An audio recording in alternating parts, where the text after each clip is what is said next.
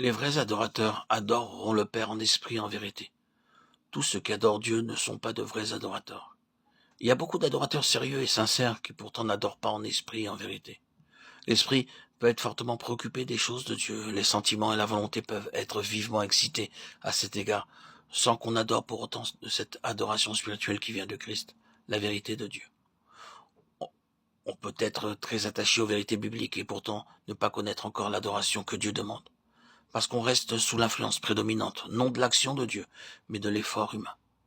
Il faut qu'il y ait accord et communion entre Dieu qui est esprit et les adorateurs qui s'approchent de lui en esprit. Le Père demande de tels adorateurs. Il faut que l'Esprit Saint, parfait, infini, qui est Dieu le Père lui-même, se reflète dans l'esprit de son enfant.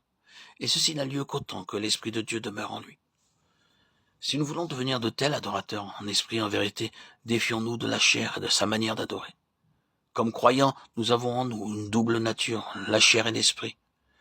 La chair est la partie de notre être naturel qui est toujours prête à s'ingérer dans les choses de Dieu et à se charger de tout ce que réclame l'adoration, tandis que l'esprit est la partie spirituelle de notre être qui reste souvent très faible, ne sachant comment faire pour ressaisir la domination.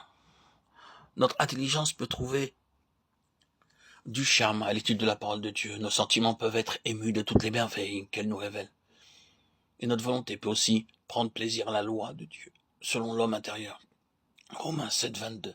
Sans que nous en devenions par là moins incapables d'accomplir cette loi divine. Sans que nous en recevions la force d'obéir et d'adorer comme nous le voudrions. C'est la présence du Saint-Esprit qu'il nous faut, soit pour le courant habituel de la vie, soit aussi pour l'adoration et pour le recevoir. Il faut avant tout imposer silence à la chair. Que toute chair fasse silence devant l'Éternel, Zacharie 2, 13. Que nulle chair ne se glorifie devant Dieu, 1 Corinthiens 1, 29.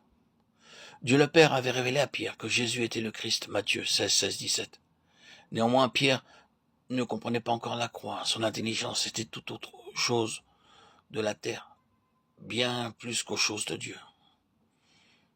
Toute sa conscience était dirigée de manière terrestre, mondaine. Pour nous rapprocher de Dieu, il faut que nous renoncions à nos propres appréciations religieuses, que nous renoncions à vouloir produire par nos propres efforts des sentiments d'adoration, et que nous attendions tout du Saint-Esprit dans le calme d'un renoncement bien clair et distinct. Nous apprendrons ainsi qu'il est impossible à notre propre volonté de s'assurer l'action de l'Esprit, et que pour adorer en esprit, il faut marcher par l'Esprit. Or, vous n'êtes point dans la chair, mais vous êtes dans l'Esprit. S'il est vrai que l'Esprit de Dieu habite en vous, Romains 8, 9. Tant que l'Esprit demeure et règne en moi, je suis dans l'Esprit, et je puis adorer en esprit.